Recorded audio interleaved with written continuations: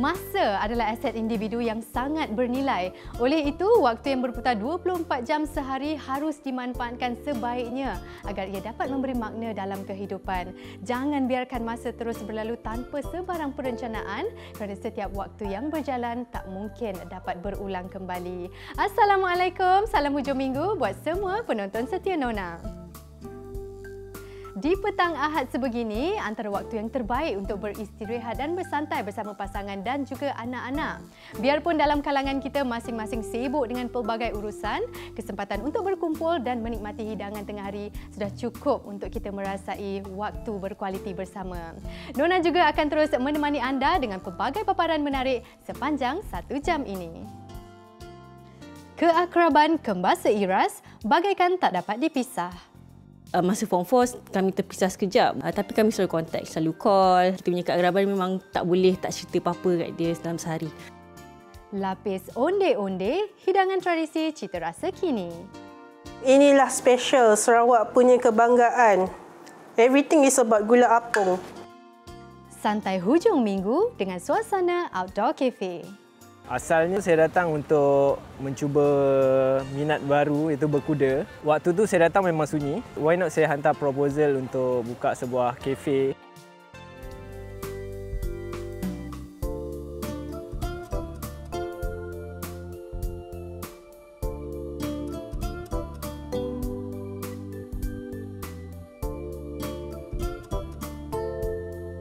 Memasang impian untuk menempa nama sebagai pereka fashion negara bukan hal yang mudah. Ilmu dan minat perlulah seiring dalam usaha menjadikan dunia fashion sebagai pentas kerjaya. 9 pereka baru yang sudah menamatkan kursus di Adnan Hassan Fashion Academy tampil mewarnai pentas peragaan dengan mempamerkan bakat dan kebolehan mereka. Masing-masing mengetengahkan pelbagai rekaan busana dengan inspirasi alam dan budaya dengan elemen sentuhan moden. Ikuti Gemerlapan Malam Peragaan Fashion yang mempersembahkan 60 rekaan unik daripada pereka fashion muda negara. Persembahan hasil karya dan bakat pereka muda dengan sentuhan majlis masing-masing ternyata memeriahkan pertunjukan fashion yang diadakan baru-baru ini. Adnan Hassan Fashion Academy dengan penuh bergaya membuka pintu dan ruang buat mereka yang ingin melebarkan sayap dalam industri fashion tanah air. Mesej dia sebenarnya tak kira usia atau background, sesiapa pun boleh mengejar impian untuk mendapat sesuatu yang dia tidak dapat masa dulu. Umpamanya yang kita nampak peserta dah berkeluarga, berkarier, tapi masih ingin terus mengejar impian untuk menjadi seorang pereka fashion dan mendalami elemen kreatif. Dia bukannya kita meniru apa yang dah ada, kita mencuba dengan benda yang inspirasi itu ada, tapi kita olah benda itu supaya untuk mendapatkan, kita panggil dia DNA dia. Dengan konsep Black Mystic, Liana Adnan memperagakan koleksi Liana H yang menjadikan warna hitam sebagai warna tema. Kombinasi baju kurung tradisional dan elemen contemporary membuatkan rekaan tampak sophisticated. Yang main look, akak suka yang first tadilah, konon-konon Maleficent. Kalau perasan dekat leher itu akan mengambil inspirasi daripada baju kurung tradisional dan akan tambahkan dengan perincian lengan puff sleeve dan menggunakan gathers pada bahagian skirt. Berkecimpung dalam dunia fashion, Sikinis memfokuskan karyanya melalui sentuhan Melayu klasik dan tradisional. Rekaan ini diinspirasikan daripada arwah nendanya yang cintakan busana alam Melayu nan indah. Tema untuk kali ini saya namakan Akar Warisan. Sempena orang kata akar warisan maknanya budaya kita daripada start baju kurung sampailah ke peredaran zaman. So walaupun baju kurung tukar ke baju kurung moden, tukar ke baju kurung yang very glam macam tu, wanita Melayu tak anggun pakai baju kurung tu. Dari samping macam tata susila Melayu semua dekat situ. Dan tak lupa juga pada macam yang kita kata evening gown, baju-baju santai dan juga baju yang lebih pada kucing high end sikit macam itulah. Dunia fashion ni takkan mati ya, sebab manusia akan ada satu perasaan curiosity di mana mereka akan ada perasaan tertanya, apakah fashion kalau aku buat macam ni, apakah efek dia, apakah kesan dia. Mereka harus mencuba dan mengikut dan melihat apa respon ataupun apa impact yang masyarakat berikan. Jadi dengan itu mereka dapat untuk membina karya-karya yang lebih baik dan menarik untuk akan datang. Berkat ilmu dan panduan daripada Adnan Hassan, 10 mereka memperagakan koleksi masing-masing di pentas peragaan. Antara busana yang mencuri tumpuan adalah koleksi gaun malam dan pakaian casual. Majlis turut diraikan oleh mereka-mereka fashion tanah air dan penggemar fashion. Hari ni saya tengok member 10 ni ada dia punya DNA dia tau. And then semua boleh pergi. And then saya pun I'm glad lah, bangga lah tengok designer baru sekarang ni. Dia willing to dia willing to go next level tau. Ini banyak detailing. Saya suka tengok detail Saya fashion ni saya tengok dia jahitan dia. And then all of them saya tengok tak ada cacat celah. I like yang traditional tu, daripada baju kurung sampai di-evolve pada suit dan jaket tu. Itu yang memang saya tengok pun mula dah wow dah. I know dia fashion show ni kalau mula dah okey, the rest should be okey punya. Saya melihat lebih daripada 2 mereka yang sangat mengimplikasikan mereka punya rekaan yang sangat baik, sebab ada perkara-perkara atau rekaan atau kerja-kerja yang mereka laksanakan adalah sukar sebenarnya untuk bagi mereka yang dah lama sekalipun. 2 daripada mereka tersebut hari ini Manja. Manja dia ada kelebihan dia kerana dia adalah seorang pelajar dan juga seorang tukang jahit. Jadi dia dapat mengadaptasikan pembelajaran dia dengan lebih baik. Koleksi yang kedua adalah, saya tak ingat nama dia, seperti stylish. She has a wonderful workmanship. Fantastic. Saya suka sangat dengan konsep, dengan material yang diorang gunakan, dengan elemen yang diorang gunakan dalam semua diorang punya design, and I really love all the designs, especially the floral and the Moscow also. Orang tengok ni macam okey, di next raya nak buat macam ni, sebab macam ada macam traditional diorang punya tu macam nice sangat, macam cantik. Ni memang amazing lah. Kita boleh nampak yang all designers memang put so much effort, put so much time, put so much energy into all of their design. So memang I'm really proud to see all of the collection. I think I akan pilih the pink line yang baju warna pink tu, sebab semua baju-baju dia somehow macam reflects balik dengan what I like, apa yang I suka pakai. So bila tengok tu macam kita tengok diri sendiri. Unik dan versatile adalah ungkapan tepat untuk menggambarkan koleksi rekaan yang ditampilkan. Setiap rekaan yang terhasil mempunyai sentuhan peribadi yang sememangnya membawa 1000 makna.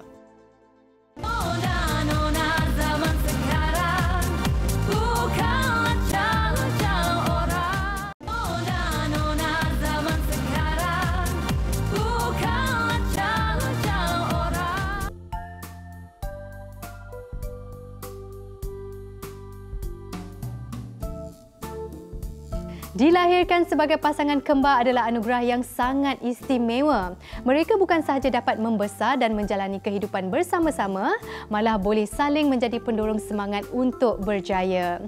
Pasangan kembar Dr. Nur Amalia dan Dr. Nur Amalina Abdul Rahman berkongsi pengalaman dan memori manis yang sama untuk dikenang.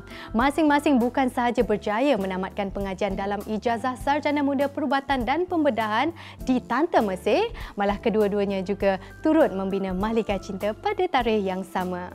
Klinik Dr. Twins yang diusaha bersama membuktikan keakraban pasangan kembar yang bagaikan tidak dapat dipisah.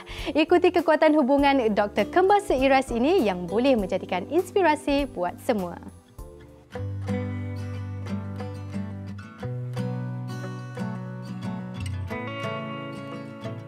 Bermula sekadar suka-suka memuat naik video di halaman media sosial, pasangan kembar seiras Dr. Amalia dan Dr. Amalina Abdul Rahman tidak menyangka perkongsian video mereka menjadi tular. Bukan sahaja memiliki paras rupa yang seiras, malah setiap impian dan kemahuan senada cita rasanya. Kesungguhan dan keazaman yang dimiliki pasangan kembar ini juga membuahkan hasil sehingga mereka berjaya membuka klinik sendiri iaitu Dr. Twins. Kami memang membesar dari kecil bersamalah, dari lahir sampailah tadika bersama, sekolah rendah bersama. Lepas tu bila dah masa Form 4 kami terpisah sekejap. Waktu saya masuk MRSM, Kak Alu Gajah. Mak Lina sambung masih dekat sekolah yang sama lah, Sekolah Jalan 2 Bandar Baru Bangi. Tapi kami selalu kontak, selalu call. Kan dulu ada phone pondok tu kan. Memang hari-hari saya akan cari duit shilling, memang call dia hari-hari, memang update hari-hari. Memang macam itulah kita punya keakraban, memang tak boleh tak cerita apa-apa kat dia dalam sehari. Mereka cakap saya lebih senyap lah, lebih sopan.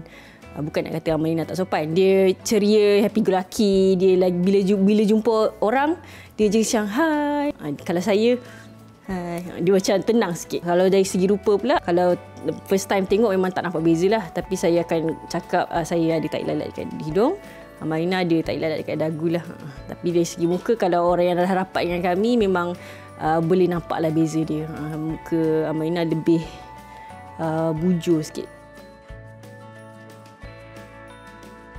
Biarpun pernah berjauhan sewaktu menjalani latihan siswazah kedoktoran suatu ketika dahulu, ia tidak menjadi penghalang kepada keakraban hubungan mereka.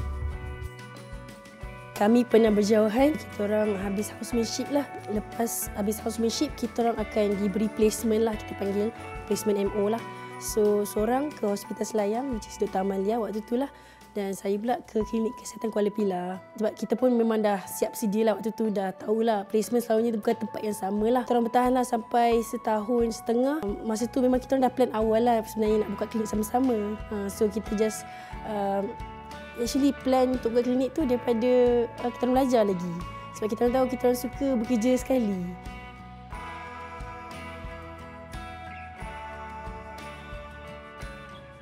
Pasangan kembar ini juga tidak menyangka perancangan mereka untuk mendirikan rumah tangga termeterai pada tarikh yang sama. Lebih manis, mereka turut dikurniakan cahaya mata yang juga lahir pada tahun yang sama. Actually memang sebab dah sangat rapat dari kecil.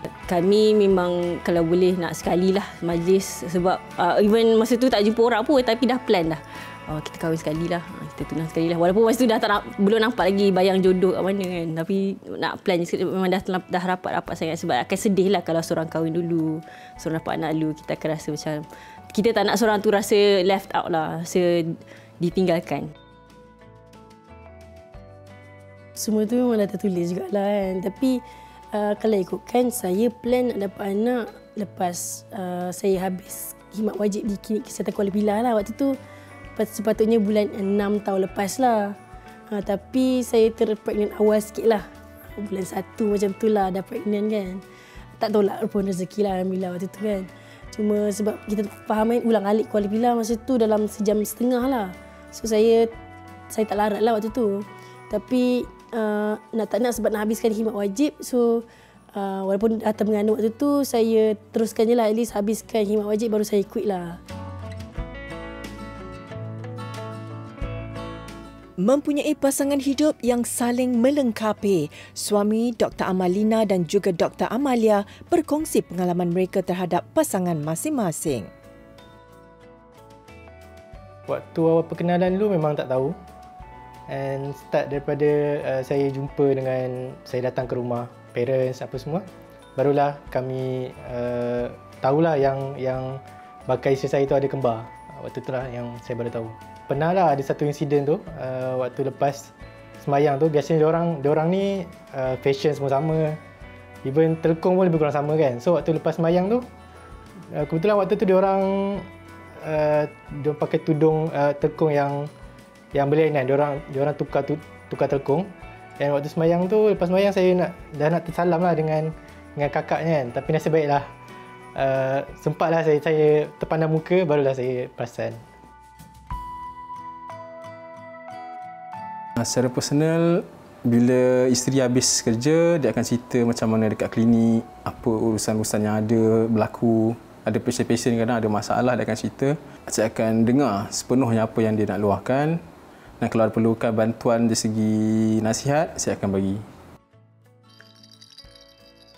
Biarpun sibuk dengan tugasan juga peranan sebagai ibu, pasangan kembar ini menyimpan tekad untuk menempuh segala cabaran sebagai wanita berkerjaya bersama-sama. Semua balance tu kita semua kena ada toleransi lah. Maksudnya kami berdua both ada keluarga kan, masing-masing ada keluarga. So kita kadang-kadang tu kalau akan memberi nasihat kepada masing-masing lah untuk ingat kerja, tapi family, keluarga tak boleh abai lah. Kita memang take turn untuk jaga klinik tu. Bila seorang tu jaga, seorang tu ada time dia cuti betul-betul dengan family, dengan keluarga. Kalau time dia kerja betul-betul. So ada work-life balance lah masa tu. Sekarang ni kita orang tengah buka klinik ni. Kita orang nak timba pengalaman lah sama-sama, kumpul duit sama, hopefully dapat buka a few cawangan klinik juga. At the same time boleh berkhidmat dengan masyarakat dengan memberi khidmat as a doctor di sekeliling community. Kita insyaAllah in the future nak buka production team.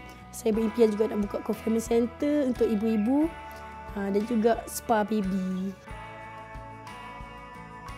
Air dicincang tidak akan putus. Begitulah ibaratnya nilai kasih sayang dan keakraban adik-beradik kembar ini. Mempunyai hobi dan cita-cita yang juga sama, menguatkan lagi hati mereka untuk menggapai impian yang didambakan. Pengorbanan dan sikap saling membantu ternyata memberi kelebihan buat kedua mereka. Dan semoga pengalaman mereka ini memberi manfaat serta semangat kepada semua yang ingin berjaya.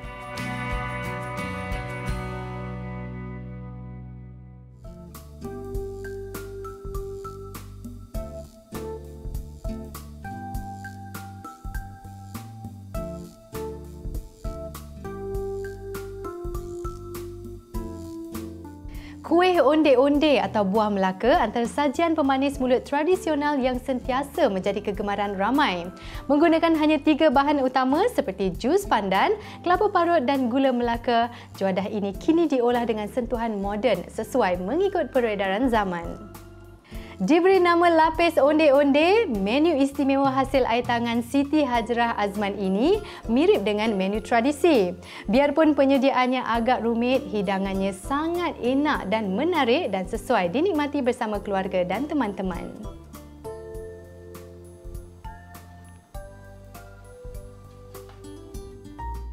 Kek lapis Sarawak sinonim dengan variasi rasa dan warnanya yang cukup menarik. Kek ini lebih istimewa apabila diolah menjadi hidangan yang unik. Untuk membuat kek lapis onde-onde, bahan-bahan yang diperlukan adalah mentega, tepung khas untuk membuat kek lapis, gula apung, ovelet, telur, krim keju, susu pekat, air pandan yang dibancuh bersama santan, kelapa kering dan serbuk susu malt. Hari tak kami buat demo macam mana kita nak buat kek lapis onde-onde gula apung. First, pastikan kita menggunakan pure butter ya. Kita masukkan pure butter dulu dalam kita punya mixer. Lepas tu kita masukkan ovelet.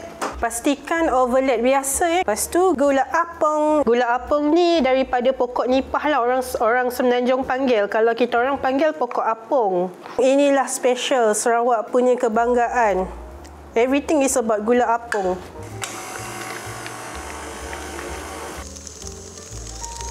Dia tak boleh stop terus. Dia kena slowly. Kita nak pastikan dia sebati tau. Sebab gula apung ni tekstur dia berat. Dia tak macam white sugar. Sebab itu kita kena stop sekejap, gaul sampai sebati. Kita buka sampai dia kembang lah dan sebati. Macam ni lah sebati. Oh, kacak. Cantik kan? Okay, lepas tu kita masukkan cheese, cream cheese. Tak kisahlah apa-apa jenama pun ikut bajet masing-masing. Pastikan cream cheese berada dalam suhu bilik juga ya. Okay.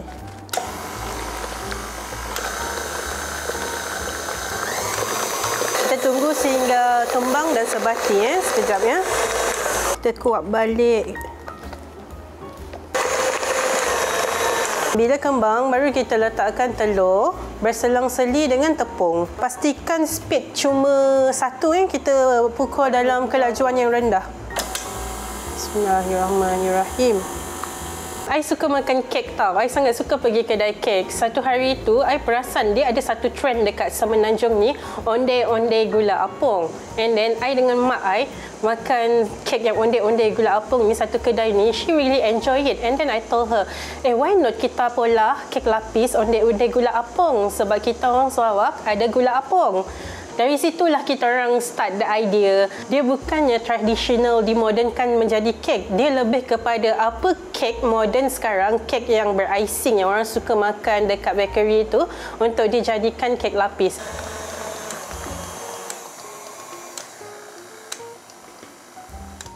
Okey. Last sekali kita boleh letak susu pekat. Kita guna dalam satu tin 500 gram. Jangan letak lebih daripada 500 gram tau. Kalau tak terlalu manis nanti. Lepas tu kita pukul dalam speed high. Dalam tempoh tak lama lah, dalam 2 minit je asalkan dia rata. Lepas tu adunan ni kita akan timbang bahagi 3. 2 bahagian pandan, 1 bahagian cheese kalau putih.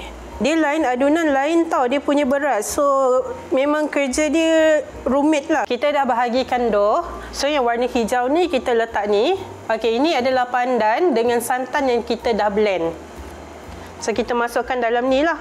Supaya rasa dia lebih berlemak. Santan kan ada lemak kan. And then wangi daripada pandan tu dia akan memikat selera. Dia pandan ni dengan gula apung ni dia macam perfectly match from heaven. Sangat serasi dia punya rasa. Kita gaul sampai sebati.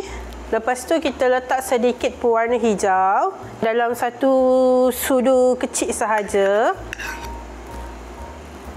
Kita gaul sehingga warna dia sebati dengan dough. Kita boleh ketepikan sekejap. Okey. So yang putih ni kita masukkan sedikit Horlick bagi dia rasa a bit creamy. Untuk resepi ni kita mesti guna loyang 9x9x3, tak boleh kurang. Lepas tu kita bakar mula-mula 2 lapisan hijau, lepas tu tabur Hawaiian coconut. Satu teknik pertama nak pastikan setiap layer tu lurus. First bila masukkan dough dan ratakan, kita kena ketuk-ketuk. Seterusnya adunan perlu dibakar selama 5 minit untuk setiap lapisan. Ini part yang paling penting. Kita gunakan untuk padat-padatkan kek lapis. Kalau kita skip bahagian ni, kek lapis akan jadi bengkang-bengkok. Dia tak lurus. 2 lapis pandan, 1 lapis putih sampai dough habis. Walaupun berbeza rupa, sensasi rasa hidangan ini seakan-akan gabungan kek lapis dan kuih onde-onde. Improvisasi ini memeriahkan lagi pilihan pemanis mulut. Okey, inilah hasil yang kita buat tadi, onde-onde gula apung. Proses ini mengambil masa 2 jam daripada membuat dough hinggalah proses memasak. Selamat mencuba!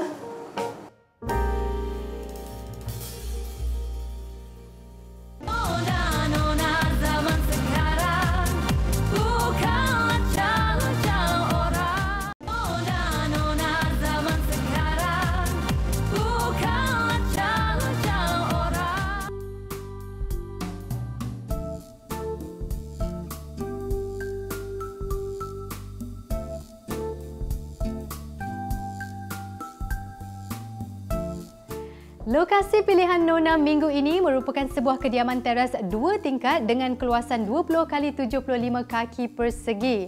Terletak di Rawang Selangor, kediaman milik Encik Min Omar dan isteri, Puan Ninsdila Awaludin ini menerapkan konsep modern contemporary sebagai pilihan dekorasi hiasan dalamannya. Mengangkat tema rona neutral, keseluruhan ruang didominasi warna putih dengan suntikan rona kelabu, hitam dan beige sebagai penambah seri kediaman. Dilengkapi 4 kamar tidur, hiasan aksesorisnya cukup minimalis bagi memberi impak luas pada ruang kediaman. Ruang makan yang terletak di antara ruang tamu dan dapur menjadikan konsepnya lebih terbuka dan santai.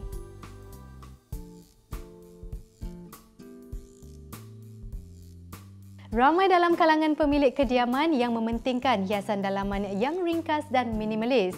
Biarpun memiliki ruang yang luas, bagi mereka yang memilih konsep transitional style atau gaya peralihan, setiap ruang gemar dihias secara minimal dengan gabungan konsep lama dan moden.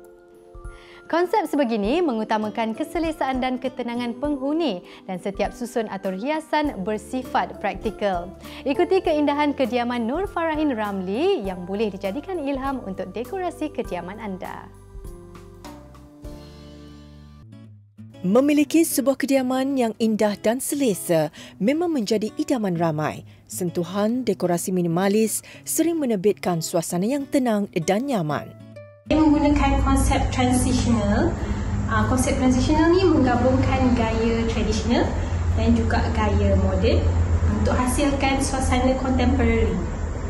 So walaupun dia ada unsur tradisional, unsur klasik, tapi dia tak rasa ketinggalan zaman sebab ada elemen moden. Konsep ni neutral, macam contohnya saya lebih minat kepada barang vintage, barang tradisional.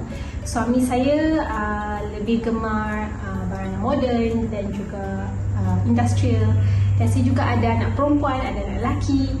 Jadi saya boleh gabungkan elemen-elemen ni untuk hasilkan suasana yang sesuai untuk semua orang.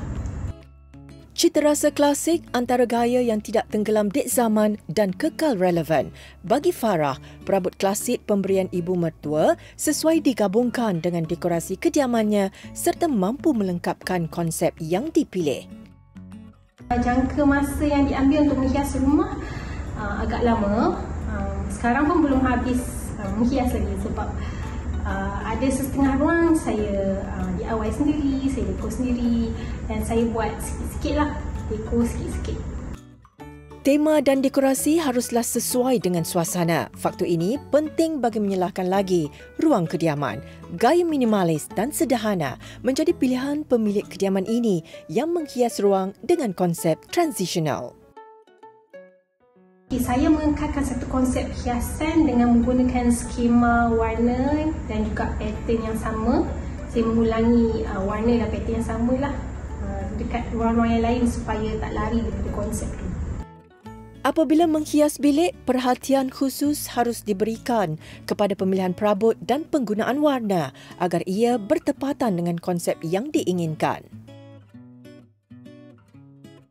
Warna memang memainkan peranan penting dalam sesuatu konsep sebab dia mempengaruhi mood dan juga memberi impak terhadap sesuatu ruang tu. Contohnya macam kawasan tu dinding warna putih, warna cerah, kawasan tu nampak lebih luas dan besar. Kalau dinding hitam atau gelap, kawasan tu nampak lebih kecil sedikit. Dalam konsep tradisional ni, skema warna banyak menggunakan warna neutral atau putih dan boleh ditambah dengan elemen-elemen warna yang cerah. Contohnya barang-barang yang kecil boleh dihias dengan warna yang bold but not vibrant. Walaupun menggunakan aksesori hiasan yang murah atau daripada barangan terpakai, ia mampu memberikan kelainan kepada konsep transitional yang diterapkan. Terdapat beberapa ruang yang dihias sendiri oleh Farah melalui teknik DIY. Sentuhan peribadi memberi kepuasan kepadanya selain mewujudkan nilai sentimental.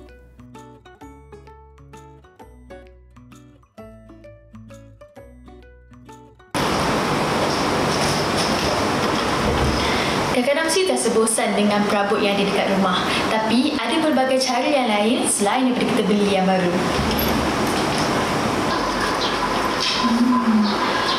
Puan, ada tak cara macam mana nak hiaskan katil yang kosong macam ni? Ada. Macam ni, katil ni dah berusia 7 tahun. Jadi saya nak update katil ni, saya beli fabric di kedai kain. Dan saya potong ikut saiz headboard ni dan saya guna velcro tape untuk lekatkan ke headboard ni. So, jadi kalau nak cuci pun senang, boleh buka je. Mendekorasi kediaman dengan konsep minimalis kini menjadi trend, terutamanya dalam kalangan generasi muda. Namun untuk mendapatkan sentuhan yang menarik, setiap pengubahsuaian mestilah dirancang dengan teliti agar hasilnya cantik dan memuaskan.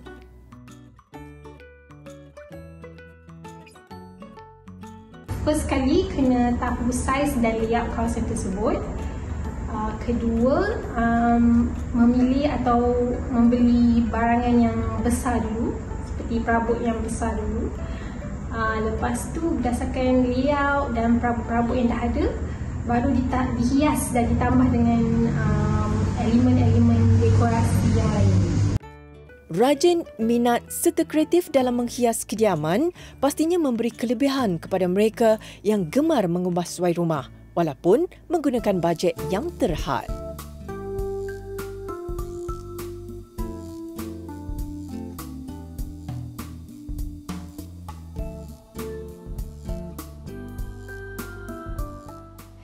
Equest Cabin Cafe merupakan lokasi yang sesuai bagi peminat sukan berkuda dan boleh dijadikan tempat riadah dan bersantai di waktu petang. Menikmati sajian di outdoor cafe yang dikelilingi pepohon rendang, pengunjung dapat menghirup udara segar yang mampu memberi ketenangan tatkala berada di sini. Selain dapat menyaksikan aktiviti sukan polo dan latihan berkuda secara dekat, anda juga boleh mencuba aktiviti menunggang kuda dengan kadar bayaran yang berpatutan. Terletak di Taman Equestrian Putrajaya, lokasi rileks kejap ini sesuai dikunjungi bersama keluarga mahupun teman-teman. Hujung minggu adalah waktu yang sesuai untuk menjejak destinasi istimewa bualan ramai. Baru saja beroperasi setahun yang lalu, kafe ini tular di media sosial dan kini menjadi tumpuan pengunjung kerana keindahan alamnya yang menghijau. Konsep lokasi ini tercetus daripada idea pemiliknya, Muhammad Iqbal Kamarudin yang minat terhadap sukan berkuda. Idea itu datang daripada masalah saya di sinilah. Asalnya saya 2018 tu saya datang untuk mencuba minat baru, iaitu berkuda. Masa tu ada satu pondok serve sebagai kantin dekat sinilah. So, saya nampak ada serve untuk staff, groomer. And then masa tu okey lah. But then bila lepas pandemik, kafe tersebut tak ada lagi.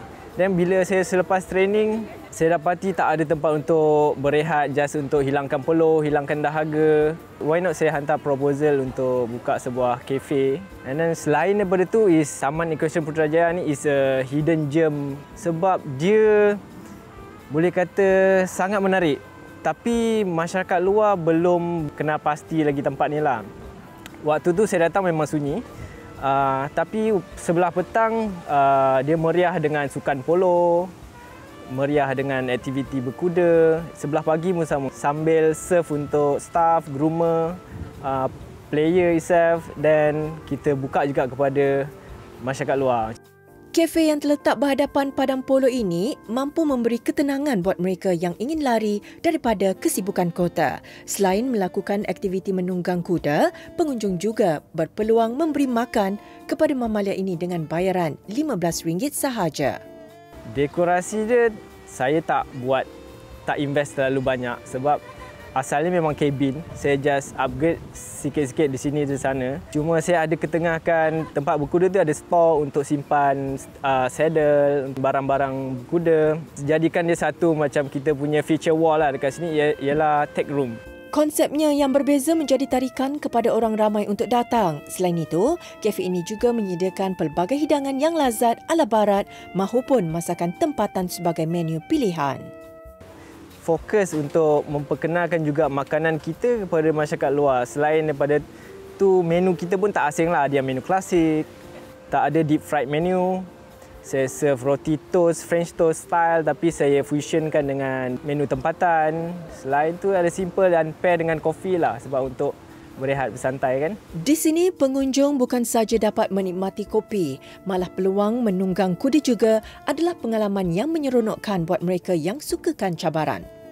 Saya suka menikmati kopi di sini kerana saya dapat menikmati keindahan dan suasana yang amat menyenangkan dan tenang berada di sini.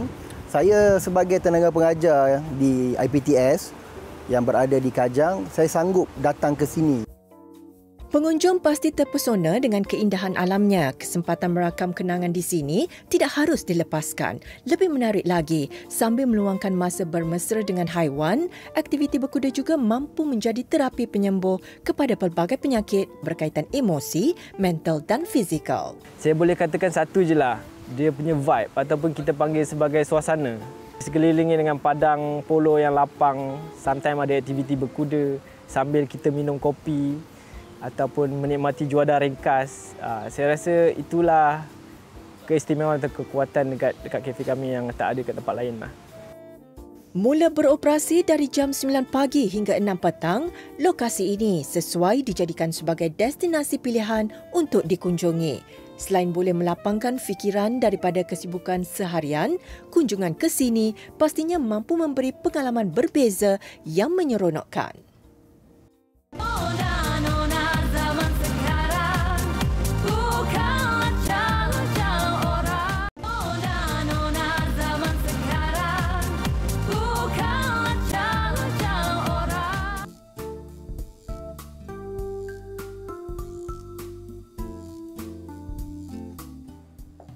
Isteri umpama permata dalam sesebuah institusi kekeluargaan.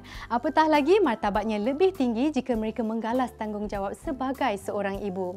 Namun ketika melalui fasa kehamilan, ada yang kurang pasti atau terlepas pandang mengenai hak isteri ketika berbadan dua.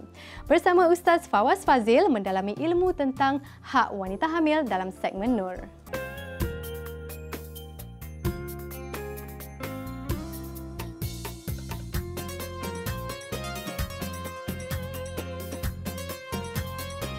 Assalamualaikum warahmatullahi wabarakatuh. Tuan-tuan dan puan-puan, khususnya para muslimat, wanita yang dikasihi. Hari ini tajuk yang sangat penting dan perlu wanita mengambil berat tentang hukum hak wanita hamil. Kerana wanita hamil ini kita boleh bahagikan kepada beberapa pembahagian. Bagi wanita yang hamil, mereka yang ada suami, ingat yang ada suami memang layak mendapat hak nafkah.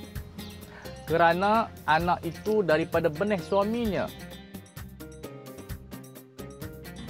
Tak bolehlah ibu nak manja dengan ayah. Sayang ayah. Ibu pun sayang ayah. Ayah sayang ibu. Mestilah ayah sayang. Ayah sayang ibu. Cuma yang menarik kalau wanita itu nusyus. Nusyus wanita mereka yang lari daripada rumah, yang enggan melayan suaminya dan selalu mengkeji dan melaknati suaminya. Itu di antara asbab-asbab yang menjadikan nusyus, iaitu keluar daripada ketaatan dan gugur, iaitu hak nafkah dia. Bila dia bertaubat semula, dia kembali kepada Allah, dia balik ke rumah, maka dia telah mendapat hak dia semula. Menjadi perselisihan pandangan di kalangan ulama dan fuqaha. Pendapat yang pertama menyatakan telah gugur nafkahnya kerana sabit nusyus. Seperti mana kalau dia tidak mengandung, gugur nafkahnya, begitu juga kalau dia mengandung. Namun ada terdapat pandangan minoriti yang menyatakan masih sabit hak nafkah kepada wanita hamil walaupun dia nusyus kerana itu anak daripada benih suaminya.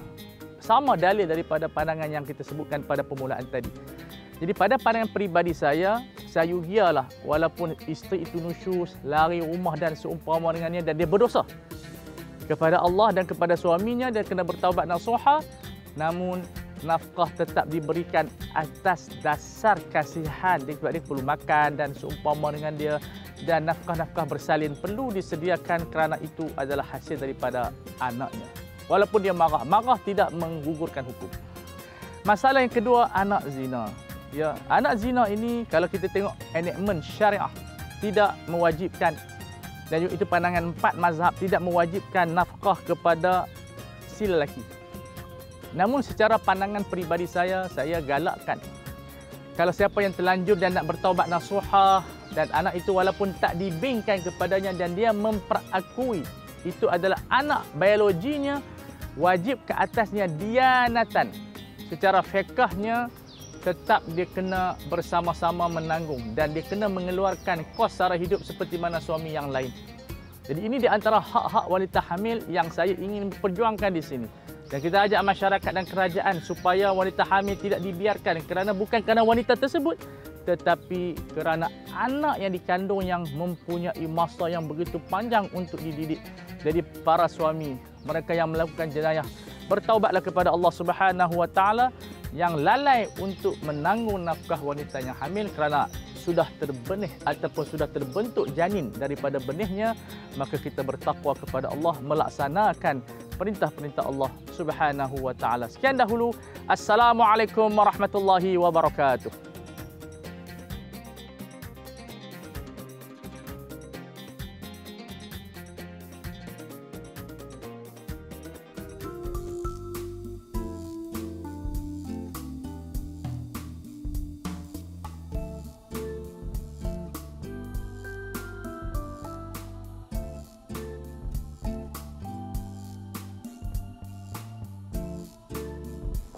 Jika ingin berjaya dalam kehidupan, jangan pernah mengalah. Sebaliknya, jalani hidup ini dengan penuh semangat. Berbekalkan azam, kesungguhan, minat serta doa, lakukanlah apa sahaja yang anda inginkan. Hasilnya nanti bukan hanya kejayaan anda yang dinilai, tetapi semangat dan kecekalan yang akan menjadi sebutan. Great dancers are not great because of their technique. They are great because of their passion. Ungkapan inspirasi daripada Martha Graham, penerima anugerah Presidential Medal of Freedom, mengakhiri siaran Nona minggu ini. Semoga segala perkongsian memberi ilmu bermanfaat buat anda semua. Jutaan terima kasih kepada pemilik kediaman Encik Min Omar dan juga isteri Puan Instila Awaluddin kerana sudi menerima kunjungan kami minggu ini. Seperti biasa, layari laman Facebook, Instagram dan TikTok kami di TV3 Nona. Pastikan temu janji anda bersama kami lagi di minggu hadapan. Nona, inspirasi wanita buat semua. Assalamualaikum, jumpa lagi.